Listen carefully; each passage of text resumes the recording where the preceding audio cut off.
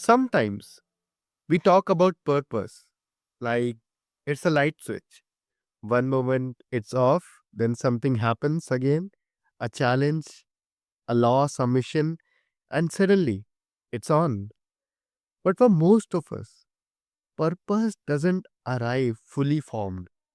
It's shaped in the moments when we are tested, when we are out of breath, or when we are quitting feels easier than continuing. Today, on the Mindful Journey, I'm your host Yusuf, and we are exploring what it really means to do hard things and why our why might be the only thing that carries us through when motivation fades. My guest today has lived this truth across oceans, deserts, and boardrooms. From combat zones to startups to ultramarathons up Mountain Kilimanjaro, he's turned pressure into purpose and pain into performance. Let's dive in and unpack how we can connect our hardest challenges with our deepest reasons for showing up. Sean, welcome to the show. Thanks so much, Yusuf. Excited to chat today. Sure. Sean, you have faced literal life and death moments in the military and extreme endurance events. When you strip it all down, how does doing hard things actually mean to you? Um, for me, it really is about showing up as my best self for my family, my friends, my clients, my coworkers. When I can get up in the morning and I can go for a run, I can hit the pool, I can lift. Like, to be honest, that's probably the hardest thing I'm going to do all day, right? Like trying to figure out how to do lead generation for somebody isn't going to be as hard as stepping out my door at 4:30 in the morning to go for a 10-kilometer run. So for me, doing those hard things is really about how can I show up as my best self. Wow. And has this meaning evolved since you transitioned out of the military? Yeah, for sure. I mean, when I was in the military, to be honest, like when I wasn't working, I didn't want to do hard things. I wanted to sit on the couch. I wanted to eat. I wanted to watch some TV. I just kind of wanted to be. And now that I'm out of the military, like there's nobody pushing me, right? There's nobody other than maybe my wife who sees when I get irritable when I'm not doing hard things. And there are times she looks at me and she's like, "Hey, go for a run." But, it's just me. There's no one else really that's telling me to go do these things. So, having that why and having that it's intrinsic for what I'm doing it's a little bit selfish, right? To say like, "Hey, I'm gonna go work out for 2 hours," and, like, look at my wife and be like, "Hey, you got the kids," or, like, look at, the clients I have and be like, "Okay, can I go take 45 minutes to go do something hard?" Because at the end of the day, when I come back, I'm gonna feel better and, I'm gonna show up better for those clients. But, it's finding that balance and not being told to go do it. You know how paradoxical the situation is. When we don't want to do hard work, it sucks. And when we have done that hard work, it feels good. Yes. Yeah. No, it's for sure when I skip a workout for whatever reason, I feel terrible. I feel way worse than I would, anytime I go do that workout. I remember a quote early on when I started doing this endurance stuff, and it was basically, "You'll never regret a workout." Like, you're gonna if you skip it, you may look back and be like, "Man, I had time, I regret that." But I can't think of a time when I got back from a workout and, like, it may not have gone well, I may not feel great about it, but I'm never gonna be like, "That was dumb, I should have never done that." Right? I'm always gonna be like, "Hey, I got through that. It sucked, but, like, I can move forward." So, getting out, doing those hard things and, like, not having those regrets, but you're right, it is paradoxical because like, when it's early, I mean, I live in South Florida right now. It's not very cold, but it's cold for us. And the thought of laying in bed with my blanket and not getting up in the morning, as opposed to going out and starting to run, like it's a struggle. It really is. And many people push through difficulty out of duty or fear of failure. How do you know when your why is truly yours and not something borrowed from, let's say, culture, career, or maybe ego? Yeah, that's a really good question. I think for me, a lot of those whys come when I'm it's a big workout. Or in particular a race. So you kind of alluded to my last race was a 75-kilometer race on Mount Kilimanjaro. There was over 3,000 meters of, or I'm sorry, over 2,000 meters of elevation gain. It was tough, right? It was over 13 hours. It took me, and you find out in those moments when like I could have stopped. There were points where I could have said, "Hey, I'm done. Put me in the car, get me off this mountain. I don't want to do this anymore." And to have to dig deep and realize at the end of the day, like, and it's just me, right? Like, I'm not part of a team out there. My wife was there. She supported me. She came up on the mountain, provided me food, water, different things. But at the end of the day, like, there's no team. There was no one else running with me. I mean, for the last probably 3 hours, 4 hours, I was by myself. It's just you. And so realizing that, like, okay, why am I doing this? Because you will question why you're doing this. When you're on, the 50th kilometer and you still have 25 to go, what am I doing with my life? Um, and just being able to put one foot in front of the other and continue. That's when you realize, like, hey, you're doing this for yourself. You're doing this for the right reasons. You're showing up as your best self. And was there ever a time that you realized why your why wasn't aligned anymore with you? 100%. So I have what's called DNF'd. I did not finish 2 races.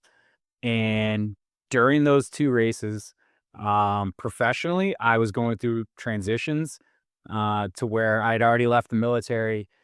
The job market just wasn't working out for me, right? Like the jobs weren't there, clients weren't there, whatever the case was.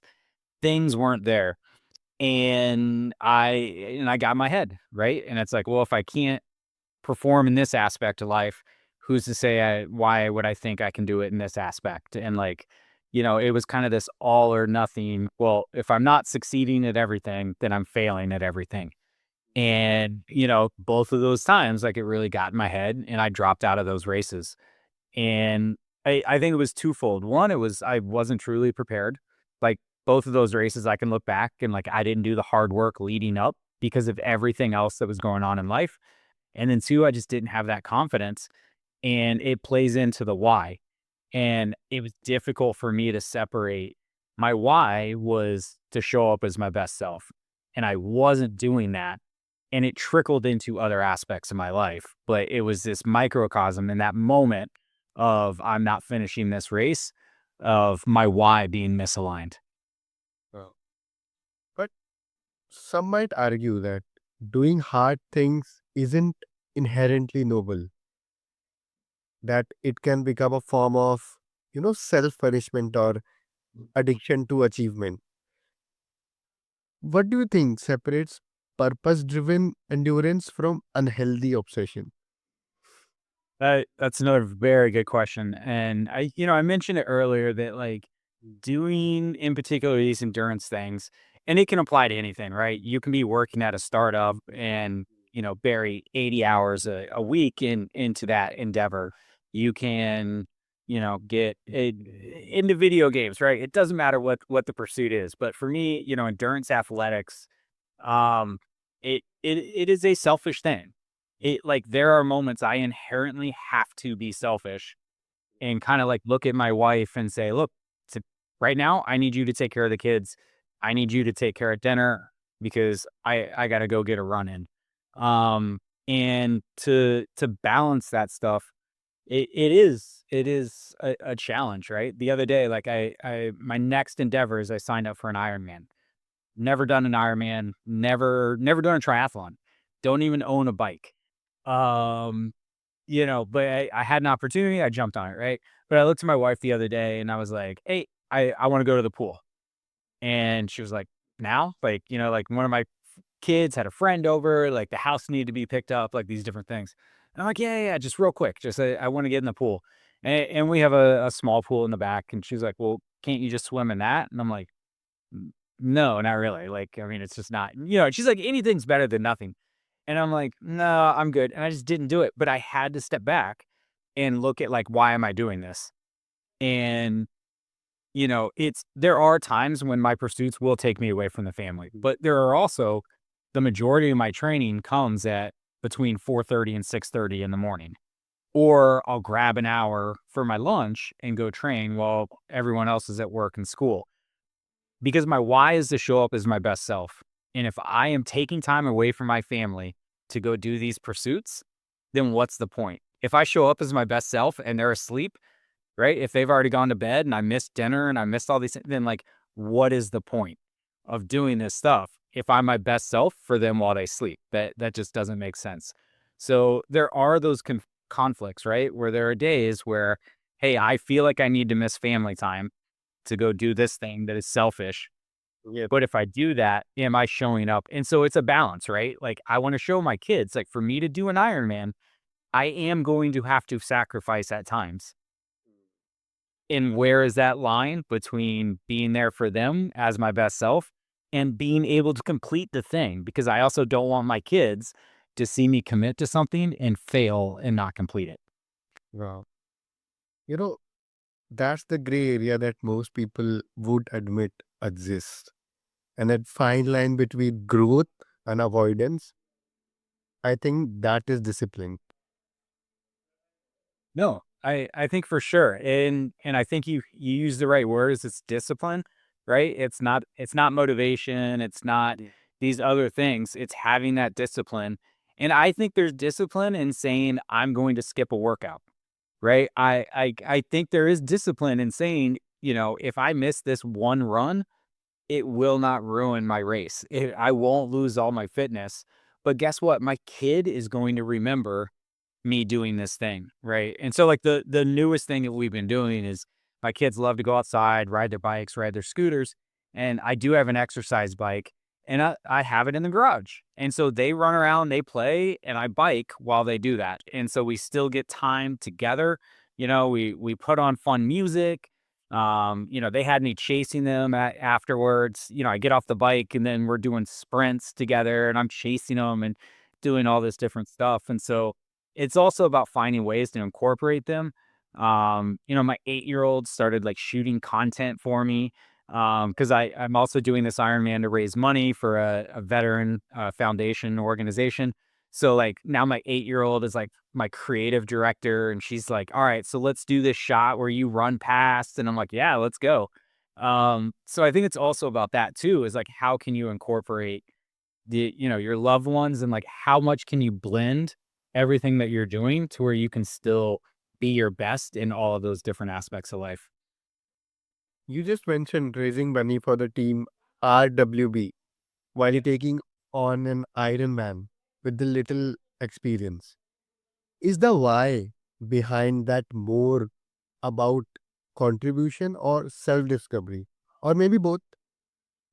I think it's both. I think absolutely can go hand in hand, right? Working with Team RWB, they support U.S. military veterans in particular. Once they leave the military, they have three pillars: physical, mental, and community.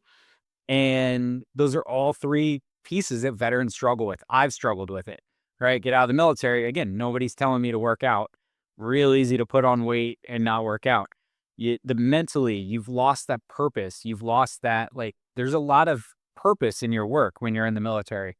Now I'm looking at like, hey, how can I, have growth month over month and this e-commerce business. And like, while it's awesome and it's fun, there's not that sense of purpose. And then you'd certainly lose a community. You will never find a community like the military. There are other great communities. I've joined other great communities. The endurance community is amazing.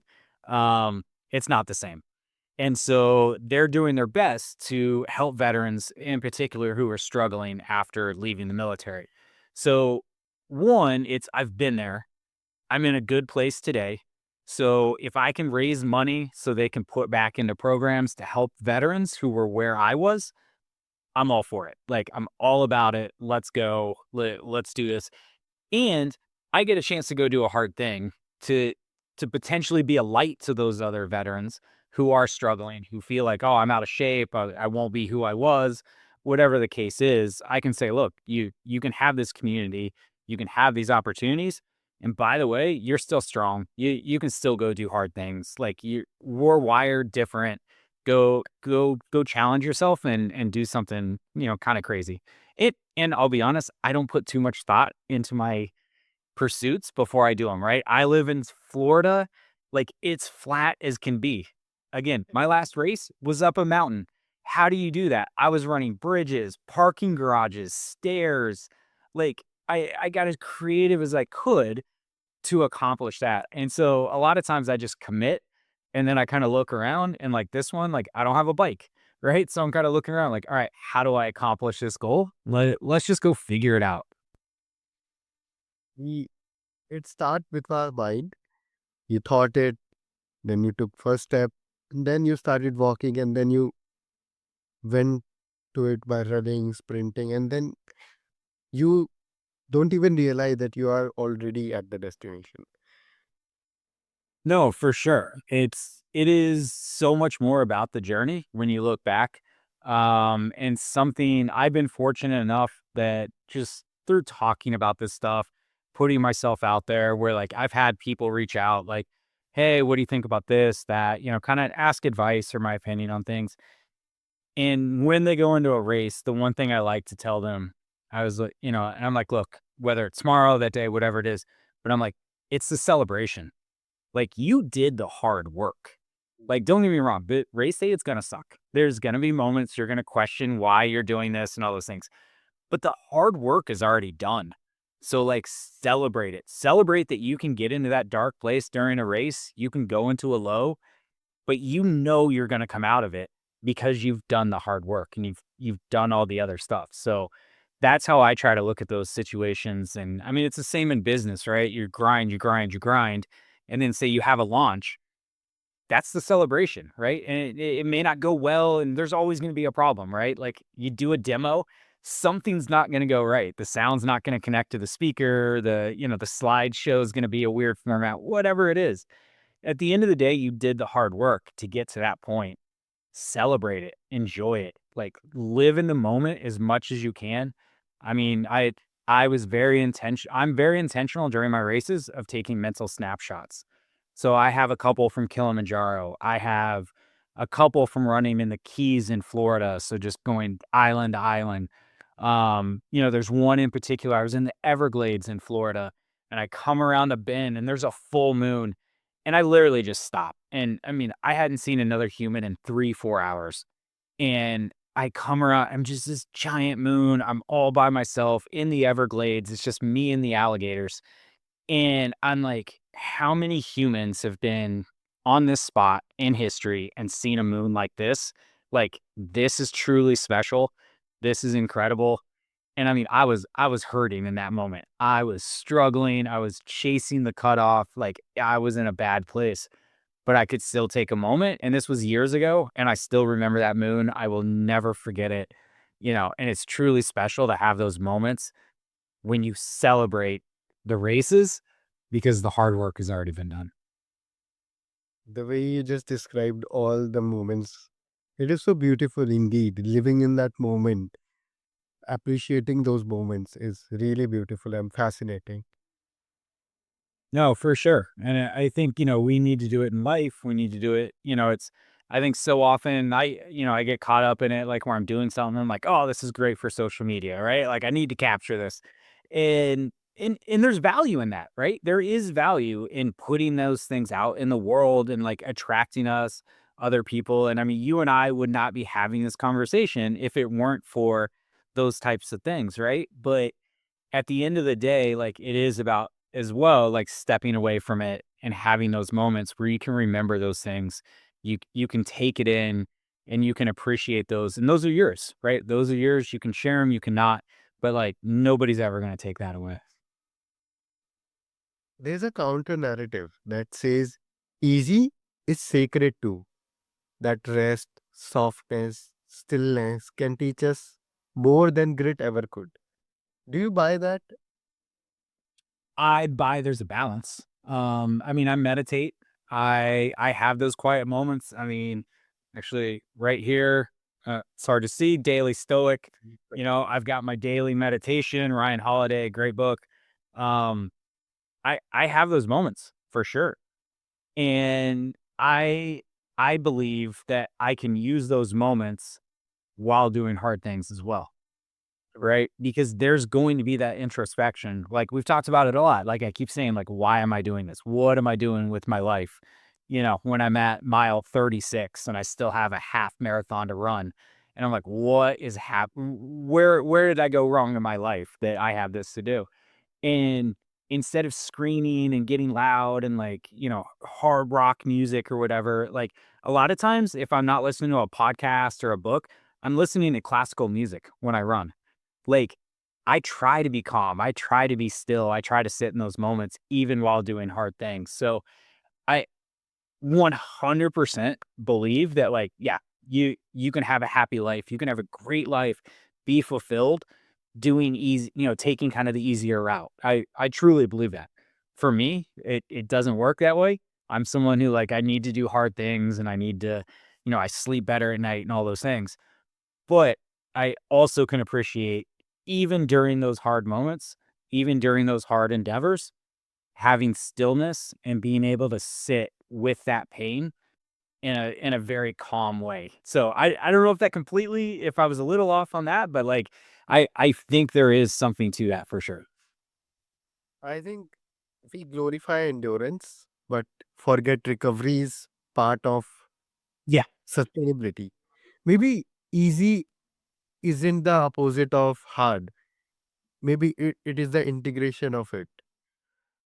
100%. Like there's an adage in endurance athletics that make your easy days easy, right? And there's a training philosophy that 80% of your training should be easy and only 20% should be hard. So most of my runs, even my bikes right now, like I can carry on a full conversation. Sometimes I will intentionally like sing out loud to make sure I'm not working too hard. Like there is that duality in it. I'm big on I have a sauna at home. Right now my pool is not heated, so it's like a cold plunge. So I'll go back and forth, right? I'll do yoga, I stretch, like I mentioned, I meditate. So like, yeah, when I'm off, right? When I'm not training and I'm not doing those hard things, I do my best to relax.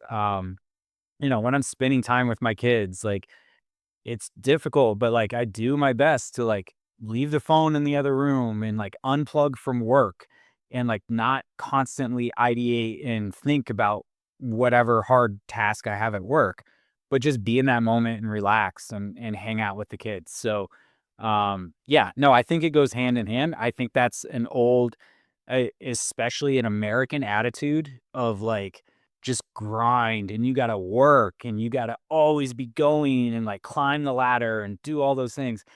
And like we're kind of realizing like that's just it's dumb. You're gonna burn out and it's just not as fulfilling. If you can't celebrate the race, then what's the point of racing? So if you can't celebrate life, if you can't sit in it, what is the point? Like it's just I feel sorry. Like you're just missing out. John, are there any ways that our listeners can connect with you? Yeah, I'm on LinkedIn. I just started an Instagram, Shaun B Running. Trying to raise the money for Team RWB, Substack. So yeah, all those kind of mediums. I try to put out some decent information and try to provide value there. But always open for a DM and a chat. That's great. And do you have any last matches that you want to leave us with? I mean, I think the only thing is, I on LinkedIn, I always sign it left foot, right foot. It's all to me, it's about forward progress. It's about just moving forward. And when you hear that, there's no pace to it. It's just left foot, right foot. So if you're able to go fast, if the time is right, go. But if it's just sitting quietly, walking with forward progress, left foot, right foot, continual forward motion, like that's what it's about. So maybe doing hard things isn't about proving strength at all. Maybe it's about remembering who we are when comfort disappears. It's in those long miles, the silent transitions, and the messy rebuilds that our why gets refined. Not written once, but rewritten with every chapter of our life. To everyone listening, maybe your next challenge isn't about climbing higher or running faster. Maybe it's about asking, why does this matter to me? And if you don't know yet, that's okay.